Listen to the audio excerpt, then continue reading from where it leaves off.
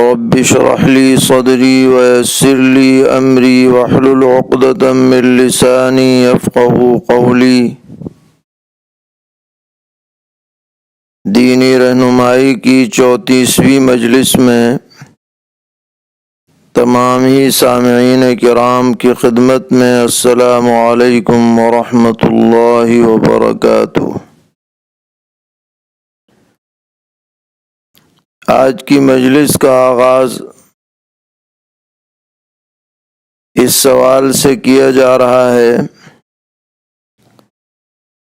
کہ سورہ توبہ کو اگر درمیان سے پڑھا جائے تو اس میں بسم اللہ پڑھی جائے گی یا نہیں۔ تو اس سلسلے میں یاد رکھنا چاہیے کہ اگر کوئی شخص پہلے سے تلاوت کرتے ہوئے آ رہا ہے، سورہ انفال کی تلاوت اس نے کی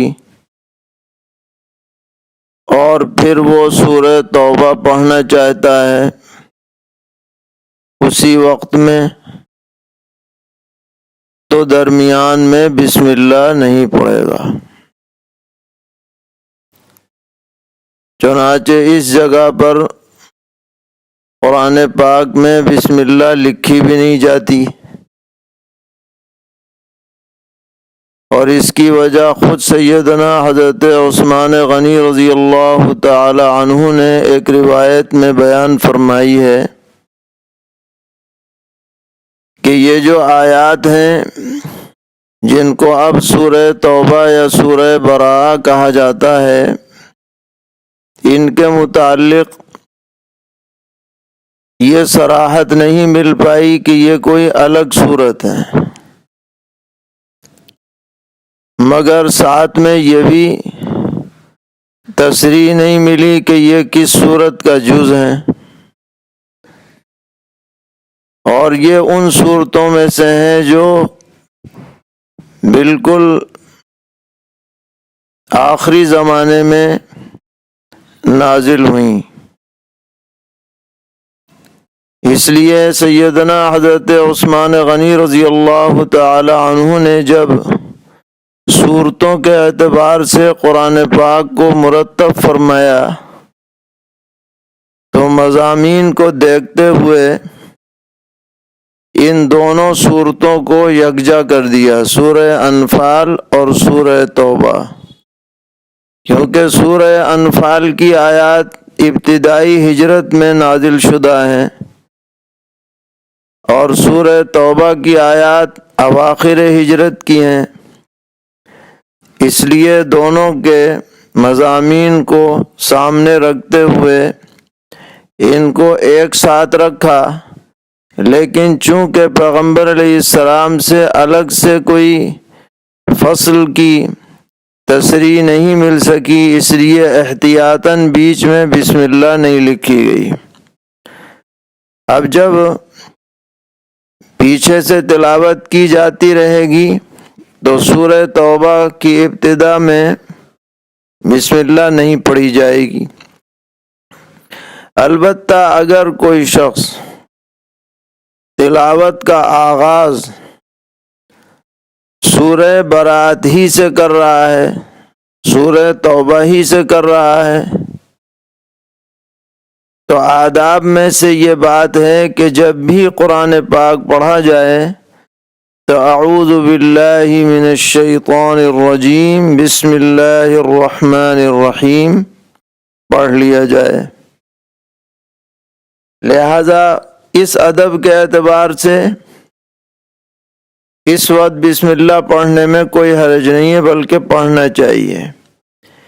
اسی طرح ہم سورہ توبہ کا کوئی رکوع بیچ میں سے پڑھ رہے ہیں تو بھی اعوذ باللہ اور بسم اللہ کے بعد اسے شروع کرنا چاہیے، اس میں بھی کوئی حرج کی بات نہیں ہے، اس بات کو پیش نظر رکھا جائے۔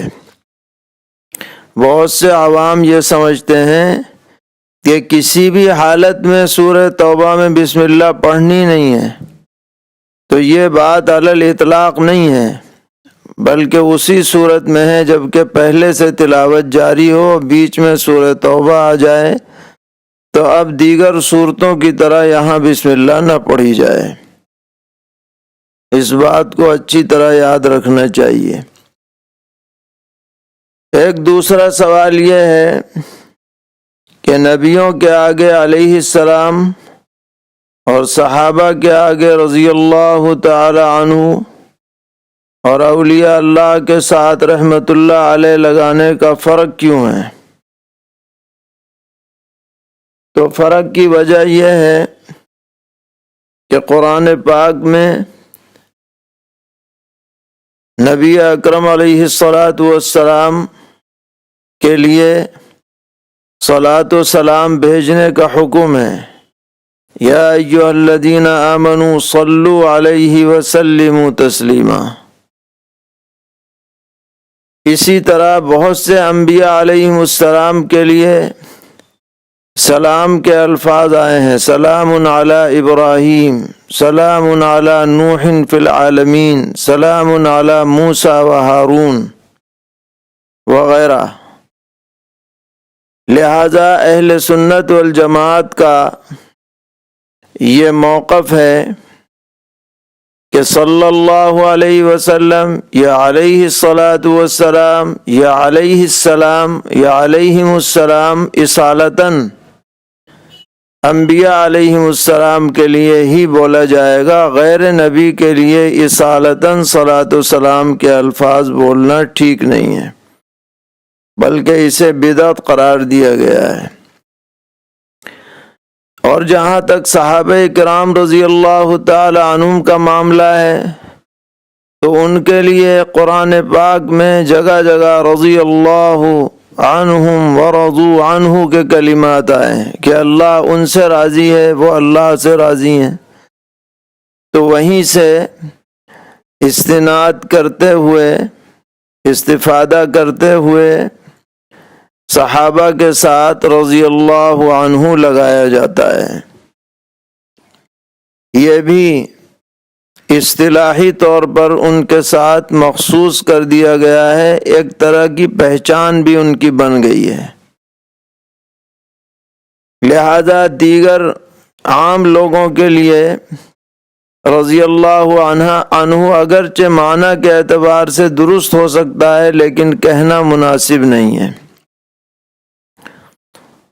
اور تیسرے نمبر پر اولیاء اور عام مسلمان تو ان کے لیے رحمت اللہ علیہ ہو یا مغفرت کی دعا ہو یا اور اس طرح کے کلمات ہوں وہ کہے جا سکتے ہیں۔ ایک سوال یہ ہے کہ کیا نبی اکرم علیہ الصلاۃ والسلام کو یتیم کہنا آپ کی شان میں گستاخی ہے؟ جواب یہ ہے کہ یہ کوئی گستاخی کی بات نہیں ہے، کیونکہ خود قرآن پاک میں آپ کو یتیم کہا گیا ہے۔ الم یجدک یتیما فآوی، سورہ والضحیٰ میں۔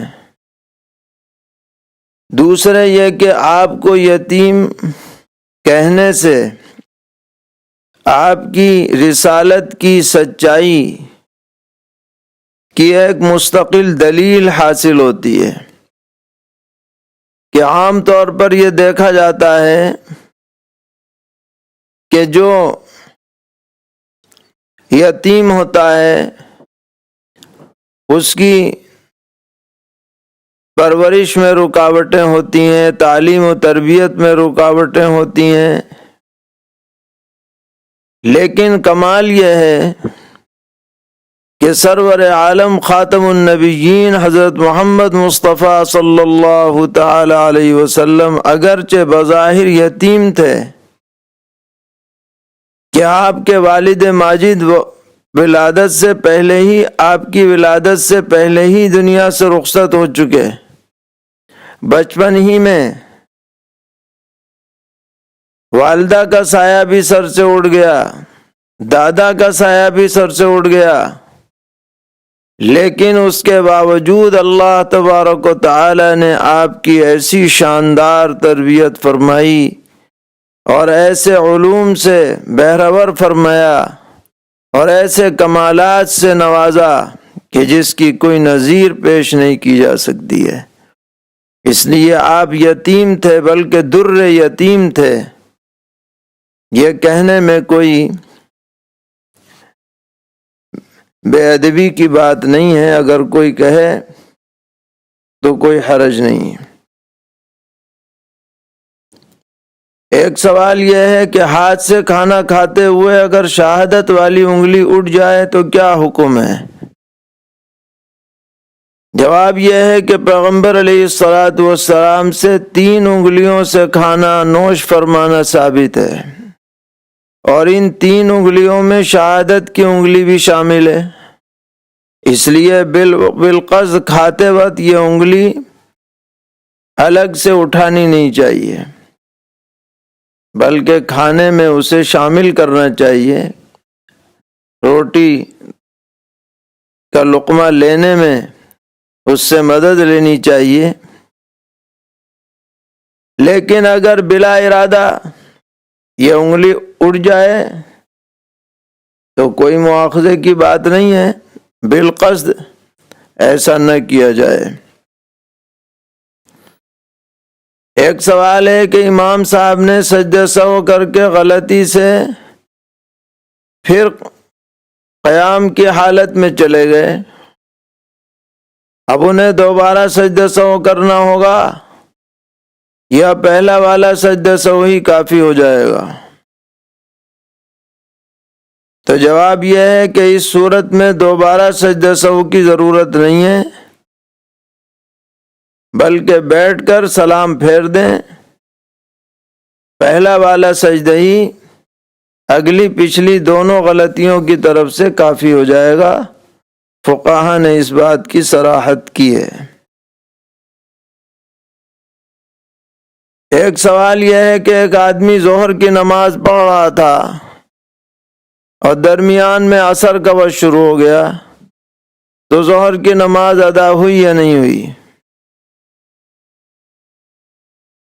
جواب یہ ہے کہ اس شخص کی ظہر کی نماز ادا ہو گئی، دہرانے کی ضرورت نہیں ہے۔ اس بات کی بھی صراحت فقہا نے کی ہے۔ ایک سوال یہ کیا گیا ہے کہ کیا محراب کے سامنے چھت کھولنا ضروری ہے جبکہ مسجد کی دوسری منزل بنانے کا بھی ارادہ ہو؟ تو کوئی ضروری نہیں ہے، اگر ضرورت محسوس کریں تو کھول لیں تاکہ اوپر والوں کو آواز چلی جائے، اور اگر ضرورت محسوس نہ کریں، لاؤڈ اسپیکر وغیرہ کا انتظام اچھا ہو یا اور کوئی صورت ہو آواز پہنچانے کی، تو کوئی حرج کی بات نہیں ہے، بند بھی کر سکتے ہیں۔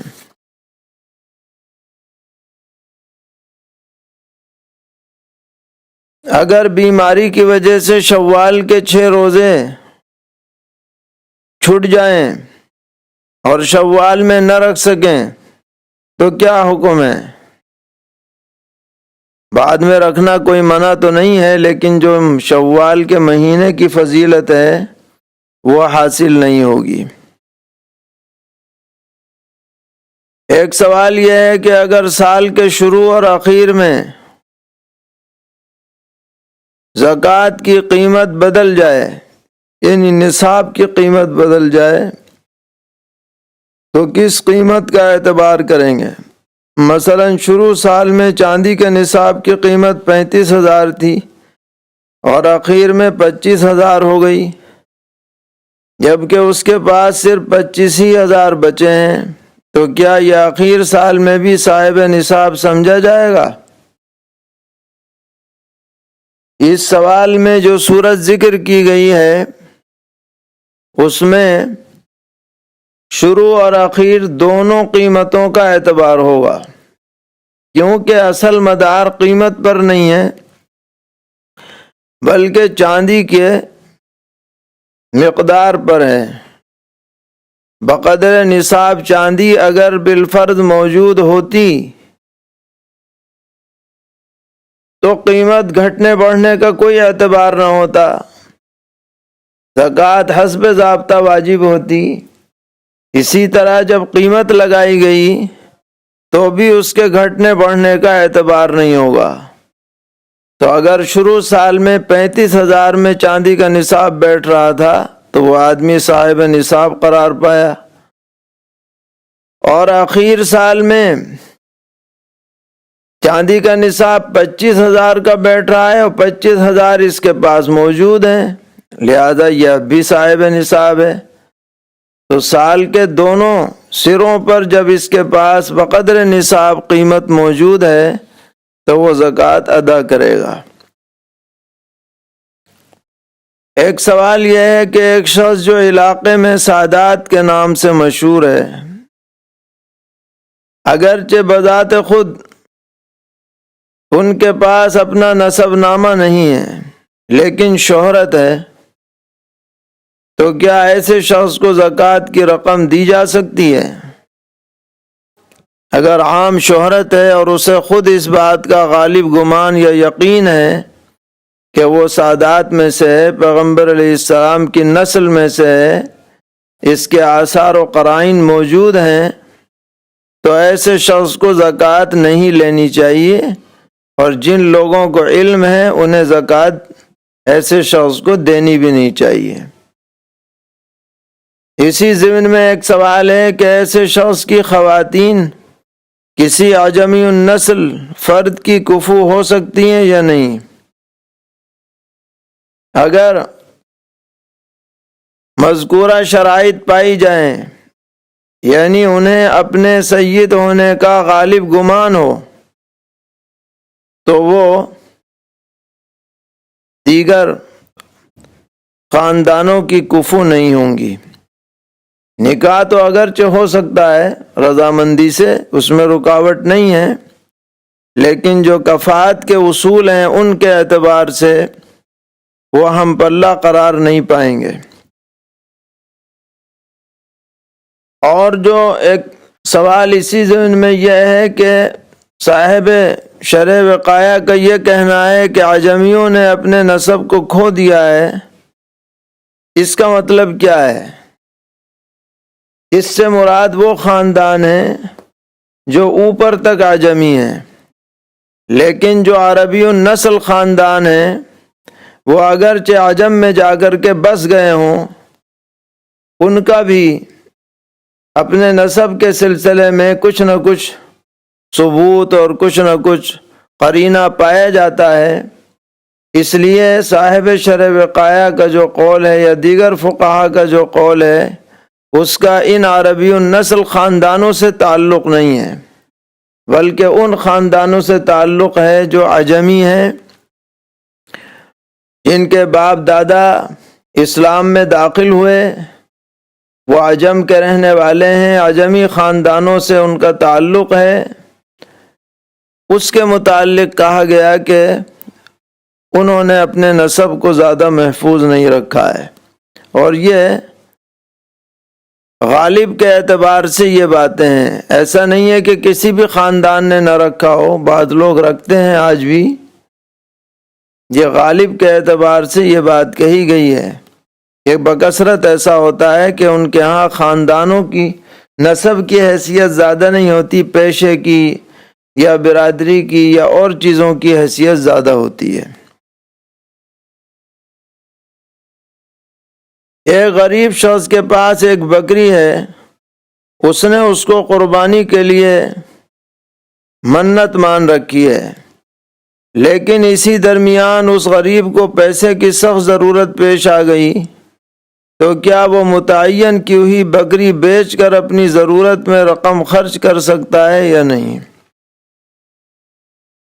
یہ جو بکری ہے جو اس نے منت مان لی ہے، یہ قربانی کے لیے متعین ہو چکی ہے، اب اس کو اس کے لیے بیچنا جائز نہیں ہے، دیگر ذرائع سے اپنی ضرورتیں پوری کرے۔ بکری کا ایک تھن بہت چھوٹا ہے لیکن اس سے دودھ اتر جاتا ہے، اور دوسرا تھن پہلے کے مقابلے میں کئی گنا بڑا ہے، تو کیا اس بکری کی قربانی درست ہے؟ اگر دونوں تھنوں سے دودھ اتر جاتا ہے تو قربانی میں کوئی حرج نہیں ہے۔ یہ ایسا عیب نہیں ہے جو قربانی سے مانع ہو۔ ایک سوال ہے کہ ایک صاحب نصاب شخص پر قربانی واجب ہے، مگر اس کے پاس اتنا نقد پیسہ نہیں ہے جس سے جانور خرید سکے یا قربانی میں حصہ لے سکے، تو کیا ایسی صورت میں وہ قرض لے کر قربانی کرے گا یا کوئی اور صورت ہوگی؟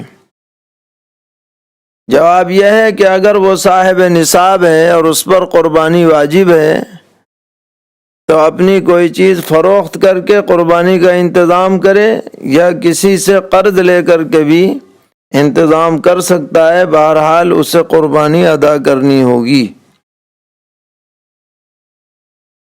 ایک سوال ہے کہ ایک صاحب نصاب شخص نے جانور خریدا مگر وہ گم ہو گیا، اب اس کے پاس اتنے پیسے نہیں ہیں کہ وہ دوسرا جانور خریدے، تو اب قربانی کی کیا صورت ہوگی؟ چونکہ یہ آدمی صاحب نصاب ہے، اگر یہ قربانی کے دنوں تک صاحب نصاب رہے، یعنی 10، 11، 12 ذی الحجہ کو بھی یہ صاحب نصاب ہو، تو اس کے لیے دوسری قربانی کرنا لازم ہے، چاہے وہ بکرے کے طور پر ہو، بکری کے طور پر ہو، یا بڑے جانور میں حصہ لے، جیسے بھی لے اسے صاحب نصاب ہونے کے اعتبار سے اپنی قربانی کرنی پڑے گی۔ ایک سوال یہ ہے کہ گونگے کا ذبیحہ جائز ہے یا نہیں؟ اگر وہ گونگا شخص مسلمان ہے تو اس کا ذبیحہ جائز ہے۔ فقہاء نے لکھا ہے کہ اس کے اس عذر کو معتبر مانا جائے گا، اور چونکہ وہ اہل ایمان میں سے ہے اس لیے اس کا ذبیحہ حلال ہوگا۔ اگر طواف زیارت کے کسی چکر میں یہ شبہ ہو جائے کہ حجر اسود کا استلام کیا ہے یا نہیں، تو کیا وہ چکر درست مانا جائے گا؟ یہاں یہ سمجھنا چاہیے کہ حجر اسود کا استلام پہلے چکر میں اور آخری چکر میں مسنون ہے، اور درمیانی چکروں میں مستحب ہے۔ لہذا اگر درمیانی چکروں میں استلام میں شبہ ہو جائے تو زیادہ سے زیادہ ایک مستحب کا ترک لازم آئے گا، اس کی وجہ سے کوئی جزا لازم نہیں ہوگی، لہذا یہ طواف معتبر مان لیا جائے گا۔ اگر حج میں طواف زیارت میں 2 یا 3 چکر کسی وجہ سے چھوٹ جائیں تو کیا بکرا یا دمبا دینے سے طواف زیارت درست مان لیا جائے گا؟ جی ہاں، طواف زیارت میں 4 چکر فرض ہیں اور 7 پورا کرنا یہ واجب ہے، لہذا اگر 7 میں کمی رہ جائے تو دم لازم ہوگا، دم جنایت، لیکن طواف زیارت درست ہو جائے گا۔ ایک سوال یہ ہے کہ ایک عبدالحکیم نام کے شخص غیر شادی شدہ اور عمر رسیدہ ہیں، وہ اپنی بہن رقیہ رحمان کے ساتھ رہتے تھے، اب رقیہ رحمان اور ان کے شوہر کا انتقال ہو گیا۔ رقیہ کی ایک لڑکی امریکہ میں ہے، عبدالحکیم صاحب کے بھتیجے بھتیجیاں اور کچھ بھانجے حیدرآباد میں ہیں، اور خود عبدالحکیم حیدرآباد ہی میں رہتے ہیں، اکیلے رہنا ان کے لیے مشکل ہے، تو ان کی خدمت کی ذمہ داری شرعاً کس پر عائد ہوتی ہے؟ مذکورہ رشتہ داروں میں شرعاً کن کی ذمہ داری ہے کہ وہ ان کی دیکھ بھال کریں؟ تو جو ان کے بھتیجے ہیں وہ ان کے اقرب ترین رشتہ دار ہیں، ان کی ذمہ داری ہے کہ وہ اپنے چچا کا پورا خیال رکھیں اور ان کی ضرورتوں کو پورا کریں۔ ایک رقم مسجد میں یا روڈ پر پڑی ہوئی ملی تھی اور مالک کا علم نہیں ہو سکا، تو اب اس کا کیا کیا جائے؟ اتنے دن اعلان کیا جائے یا لوگوں سے تحقیقات کی جائیں کہ اس رقم کا مالک واپس آ کر کے اس کو وصول کرتا۔ جب بالکل مایوسی ہو جائے کہ اب تو شاید کوئی آئے گا ہی نہیں، تو ایسی صورت میں مالک کی طرف سے اسے صدقہ کر دیا جائے۔ ایک حکیم صاحب نے گروپ بنایا ہے کہ اگر اس گروپ میں سے کوئی شخص کسی مریض کو حکیم کے پاس بھیجتا ہے تو حکیم صاحب مریض سے جتنا لیتے ہیں اس میں سے فیصد کے حساب سے اس بھیجنے والے کو بھی دیتے ہیں۔ تو کیا یہ فیصد والی رقم لینا درست ہے بھیجنے والے کے لیے؟ جواب یہ ہے کہ محض بھیجنے سے اور حکیم صاحب کا پتہ بتانے سے جو مریض حکیم کے پاس پہنچے گا تو اس پر حکیم صاحب کا اس بھیجنے والے کو فیصد کے طور پر کچھ رقم دینا یہ درست نہیں ہے، نہ اس کے لیے لینا درست ہے۔ فقہا نے اس سے منع کیا ہے کہ محض دلالت اور رہنمائی پر کوئی اجرت واجب نہیں ہوتی، اجرت کے وجوب کے لیے عمل ضروری ہے۔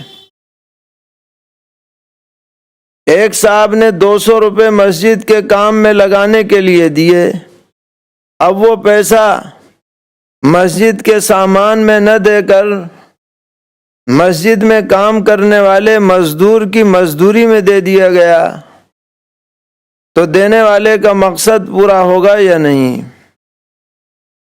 تو مسجد کے کام کے لیے مزدوری بھی یہ دراصل مسجد ہی کا کام ہے، اس لیے کوئی حرج نہیں ہے اگر مزدوری میں یہ رقم دے دی جائے، تب بھی دینے والے کا منشا پورا ہو جائے گا۔ ایک شخص اپنی بیٹی کو شادی کے موقع پر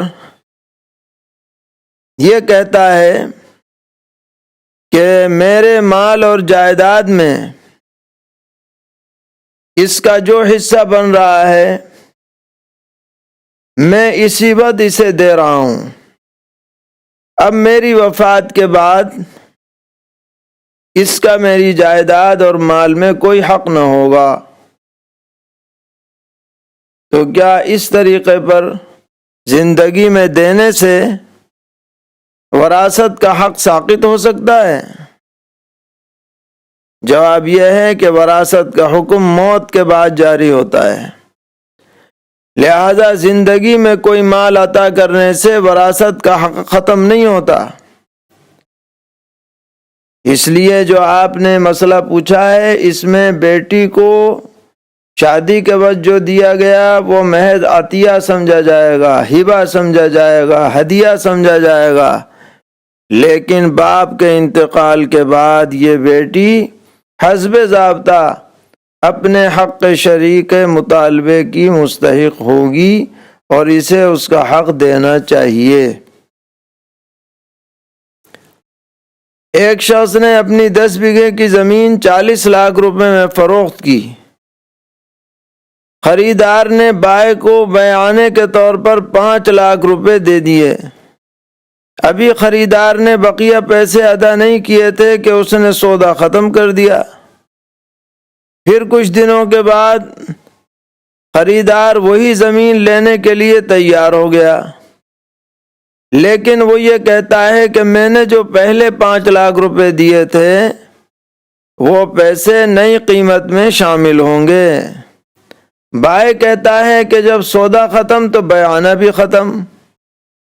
تو جواب یہ ہے کہ جواب طلب امر یہ ہے کہ شریعت میں بیعانے کی حیثیت کیا ہے؟ کیا بائع کے لیے اس بیعانے کی رقم کو روکنا درست ہے؟ جواب یہ ہے کہ بیعانے کی رقم بائع کے لیے امانت کے درجے میں ہے، سودا ختم ہونے پر اس رقم کو ضبط کرنا جائز نہیں۔ اب اگر دوبارہ سودا نہیں ہو رہا تو بائع پر لازم ہے کہ یہ رقم مشتری کو واپس کرے، اور آپ کے سوال میں دوبارہ پھر سودا ہو رہا ہے تو یہ جو بیعانے کی رقم ہے اس کو نئے سودے کی قیمت میں شامل کیا جائے گا اور مشتری کا مطالبہ درست ہے۔ ایک شخص مستحق زکوٰۃ ہے، اس کے بینک اکاؤنٹ میں جمع شدہ کچھ رقم پر سود چڑھ گیا ہے، تو اس مستحق زکوٰۃ شخص کے لیے اپنی رقم کے سود کو لے کر اپنے استعمال میں لانا درست ہے یا نہیں؟ جواب یہ ہے کہ اس کے لیے وہ سود کی رقم اپنے استعمال میں لانا جائز نہیں، اگرچہ خود مستحق زکوٰۃ ہو، کیونکہ یہ اپنا سود اپنے ہی فائدے میں استعمال کرنا ہے جس کی گنجائش نہیں ہے۔ پوچھا ہے کہ میں نوکری پیشہ انسان ہوں، میرے لیے دنیا آخرت میں کامیابی کا راستہ کیا ہے؟ اس کا جواب بالکل واضح ہے کہ آدمی ہر معاملے میں شریعت کے مطابق عمل کرے، خیانت سے بچے، گناہ سے بچے، عبادات کو بجا لائے، اللہ کے حق کو بھی ادا کرے، بندوں کے حق کو بھی ادا کرے، تو انشاءاللہ دنیا آخرت کی کامیابی نصیب ہوگی۔ ایک آخری سوال جو موجودہ معاشرے میں بہت زیادہ رائج ہوتا جا رہا ہے اس کے متعلق ہے کہ آج کل تعویذ گنڈے کا بہت رواج ہو گیا، جس کی وجہ سے گھر گھر دشمنیاں پیدا ہو رہی ہیں اور سکون ختم ہوتا جا رہا ہے، تو اس کے متعلق کچھ روشنی ڈالیں۔ تو یہاں پہلی بات تو یہ سمجھنی اور یاد رکھنی چاہیے کہ شریعت میں کوئی بھی ایسا تعویذ یا جھاڑ پھونک کہ جس میں نعوذ باللہ غیر اللہ سے مدد لی جائے، یا ایسے جنتر منتر استعمال ہوں جن کے معنی کا کچھ اتا پتہ نہ ہو، اس طرح کے تعویذات اور اس طرح کے جھاڑ پھونک کسی بھی مقصد کے لیے جائز نہیں ہے، اور سخت گناہ کی بات ہے، خاص طور پر غیر مسلموں کے پاس جا کر کے ان سے تعویذات لینا یا ان سے سفلی عمل وغیرہ کرانا یہ قطعاً حرام ہے، شدید اس کے بارے میں وعیدیں وارد ہیں۔ پہلی بات تو یہ یاد رکھنی چاہیے، اور کسی مسلمان کو ایسی حرکت میں ہرگز ملوث نہیں ہونا چاہیے۔ اس میں صرف عمل ہی ضائع نہیں ہوتا، ایمان کا بھی خطرہ ہے۔ دوسری بات، فی نفسی ہی کسی بیماری کے علاج کے لیے یا نظر وغیرہ کو اتارنے کے لیے یا کسی اچھے مقصد کے لیے ایسی جھاڑ پھونک یا ایسے تعویذات کے جن میں اللہ تبارک و تعالی کا نام لیا جائے یا اچھے کلمات استعمال ہوں، ان کی گنجائش ہے، لیکن یہ صرف گنجائش کے درجے میں ہے۔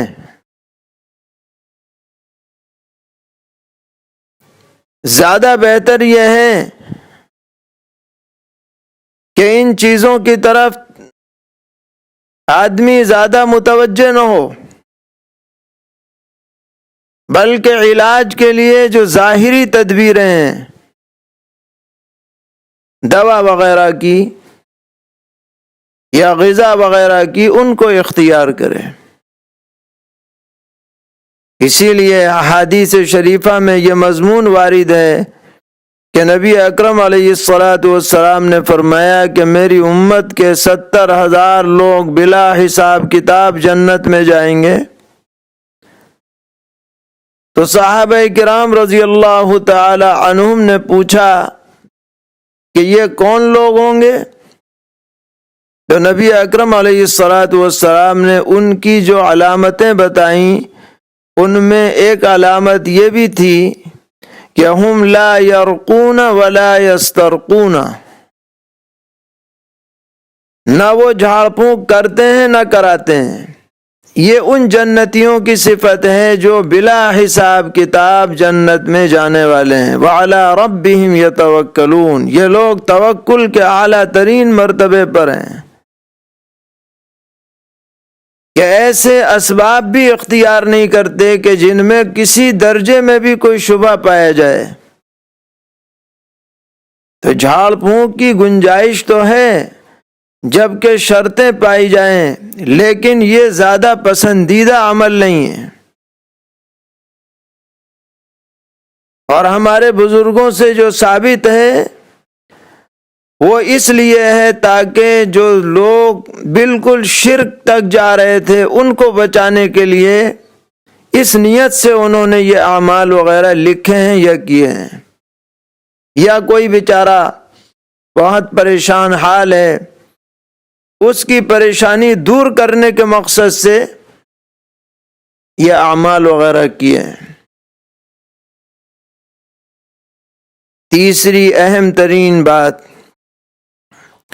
کہ جائز مقاصد کے لیے ان جائز ذرائع کو اختیار کرنا تو درست ہے، لیکن اگر کوئی شخص تعویذ کرا رہا ہے، تعویذ لکھوا رہا ہے یا جھاڑ پھونک کرا رہا ہے اس مقصد سے کہ فلاں اور فلاں کے درمیان میں آپس میں دشمنی پیدا ہو جائے، اس کا دل اس کی طرف سے ہٹ جائے، اس کا کاروبار خراب ہو جائے، اس کی ترقی رک جائے، اس مقصد کے لیے یہ فاسد مقاصد ہیں۔ ان مقاصد کے لیے صحیح تعویذ کرانا بھی درست نہیں ہے۔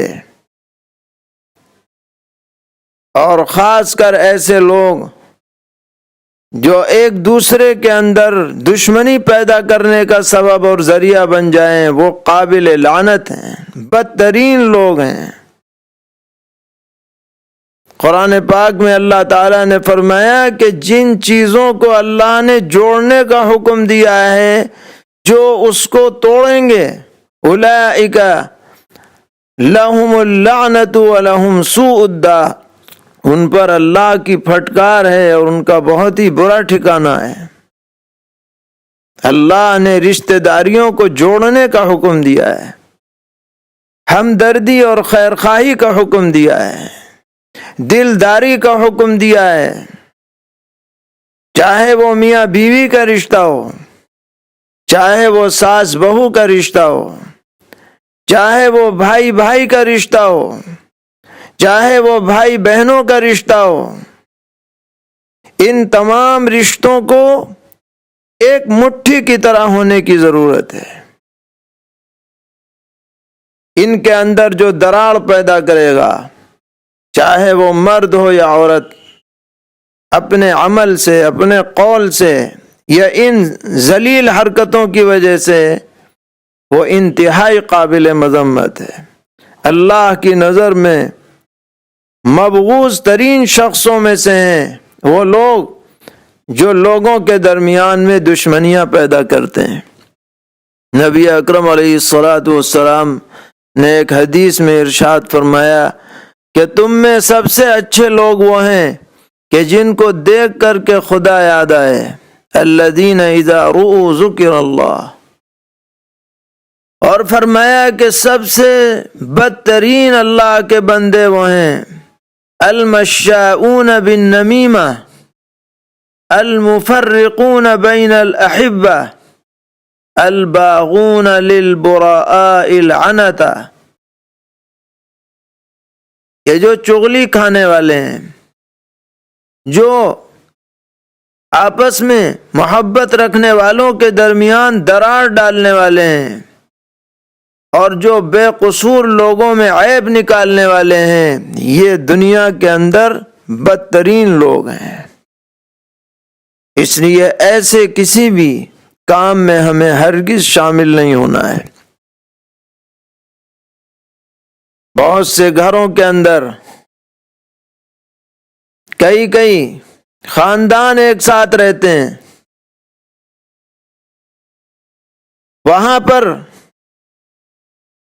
اگر اس طرح کی بدگمانیاں پیدا کرائی جائیں گی یا آپس میں تفریق کی صورتیں سامنے آئے گی تو وہ گھر فتنہ اور فساد کی آماجگاہ بن جائے گا۔ ایسی باتوں سے ہر شخص کو دور رہنا چاہیے۔ اور ساتھ میں آخری بات جو قرآن پاک سے بھی ثابت ہے کہ زیادہ وہم میں بھی نہیں پڑنا چاہیے۔ ہمارے معاشرے کی ایک خرابی یہ بھی ہے کہ جہاں کوئی نقصان کی بات ہوئی بس فوراً ذہن اس طرف جاتا ہے، کسی نے کچھ کرا دیا ہے، ہمارے تو کاروبار پہ بندش لگ گئی، ہمارے تو گھر پہ بندش لگ گئی، ہمارے تو فلاں پہ بندش لگ گئی۔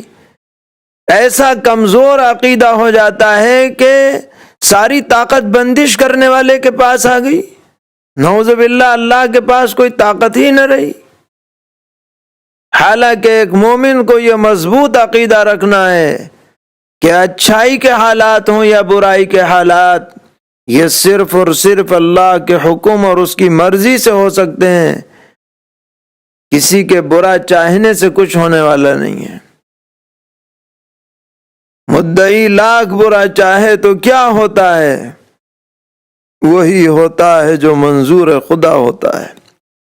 تجربے سے یہ بات ثابت ہوئی کہ جو وہمی قسم کے لوگ ہوتے ہیں ان پر یہ باتیں اثر بھی زیادہ کرتی ہیں، اور جو ایمان کا عقیدے کا مضبوط آدمی ہوتا ہے اس پر یہ چیزیں زیادہ اثر انداز بھی نہیں ہوتی ہیں۔ اللہ تعالی ہم سب کو ایسی باتوں سے محفوظ فرمائیں، آپس میں ایک دوسرے کی قدردانی خیر خواہی کی توفیق عطا فرمائیں، ایمان والی زندگی، ایمان والی صفات ہم سب کو عطا فرمائیں۔ وصلی اللہ تعالی علی خیر خلقہ محمد وآلہ وصحبہ اجمعین برحمتک یا ارحم الراحمین۔